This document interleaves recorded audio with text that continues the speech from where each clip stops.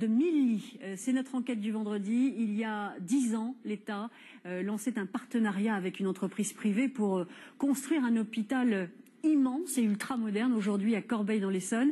Les travaux sont finis mais rien ne bouge. Le projet tourne au scandale financier. Sandrine Fedel, Marc Savino. C'est un beau bâtiment, mais pas encore un hôpital. Pour certains, c'est déjà un scandale. Voici le futur centre hospitalier sud-francilien, mais ses 1000 lits et ses 20 blocs opératoires restent vides. Car à la remise des clés en début d'année, c'est le choc. L'administration découvre 8000 problèmes, dont des malfaçons dans les circuits électriques et la sécurité incendie, des salles d'opération qui ne sont pas aux normes. Les câbles traversent, ne sont pas cachés, et puis les éléments de sécurité ne sont pas terminés. La semaine dernière, un nouveau directeur a été nommé. Visite séduction du centre, il veut réhabiliter l'image de son hôpital. Superbe. Avec des choses comme ça, je me dis qu'on tombe amoureux d'un hôpital. Pour un directeur. Il tient à le montrer, pas d'inquiétude, les réparations sont presque finies.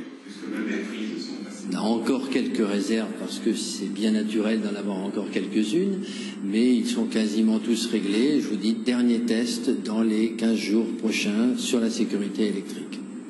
Pourtant, c'est la grève. Les personnels des 2 centres hospitaliers alentours, ceux qui doivent emménager dans le nouvel hôpital, ont peur. Les syndicats parlent de 100 postes menacés. L'hôpital, le sud-francilien, il y aura un étage complètement vide sur les 4 étages de l'hôpital. Il y aura que la moitié des salles d'opération qui fonctionneront. Pourquoi ? Par manque de personnel.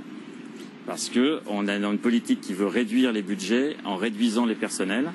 Car ce nouvel hôpital a une particularité. Il est le fruit d'un important partenariat public-privé.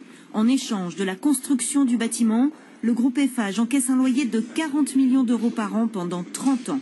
Un coût excessif au détriment du personnel, selon les administrateurs. Ils demandent l'annulation du contrat.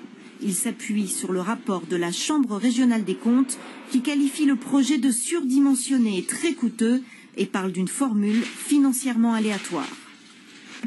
On l'a dit dès le début, il s'avère aujourd'hui que non seulement les travaux ne sont pas conformes, donc on avait raison d'un strict point de vue technique, et il s'avère également que l'ardoise est beaucoup plus indigeste que ce que là aussi on avait prévu. Donc si on pouvait en sortir le plus vite possible, ce serait bien. Surtout qu'aujourd'hui, il semblerait qu'on souhaite faire payer à notre hôpital le déficit qui va s'agrandissant. C'est évidemment insupportable. L'hôpital doit ouvrir ses portes début 2012 avec 1 an de retard.